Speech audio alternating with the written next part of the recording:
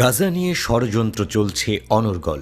এবার সেই ষড়যন্ত্রের নেতৃত্ব দিচ্ছেন মার্কিন প্রেসিডেন্ট ডোনাল্ড ট্রাম্প। পেছন থেকে কলকাঠি নাড়ছেন ইসরায়েলের ধূর্ত মাথার প্রধানমন্ত্রী বেনিয়ামিন নেতানিয়াহু।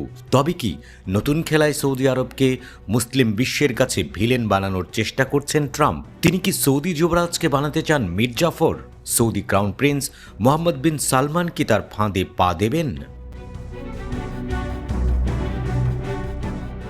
আপাতত এসব প্রশ্নের এক কথায় উত্তর হচ্ছে না, কারণ ট্রাম্প কিংবা নেতানিয়াহু কারো কথাতেই সায় দেয়নি যুবরাজের নেতৃত্বাধীন রিয়াদ। আগেই সৌদি জানিয়েছিল স্বাধীন ফিলিস্তিন রাষ্ট্র না হলে ইসরায়েলের সাথে সম্পর্ক স্বাভাবিক করার পথে কোনোভাবেই পা বাড়াবেন না তিনি।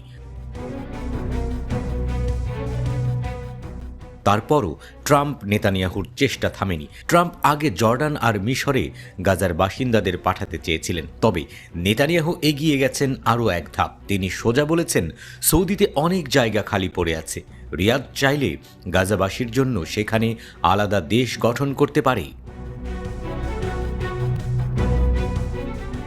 এই কথার পরই ক্ষেপে উঠেছে যুবরাজের দেশ। সৌদি আরব ফিলিস্তিনি জনগণকে তাদের ভূমি থেকে উৎখাত করার ষড়যন্ত্র সরাসরি প্রত্যাখ্যান করেছে। ইসরায়েলি প্রধানমন্ত্রী বেনিয়ামিন নেতানিয়াহুর বিবৃতিও তারা পরিষ্কারভাবে প্রত্যাখ্যান করেছে।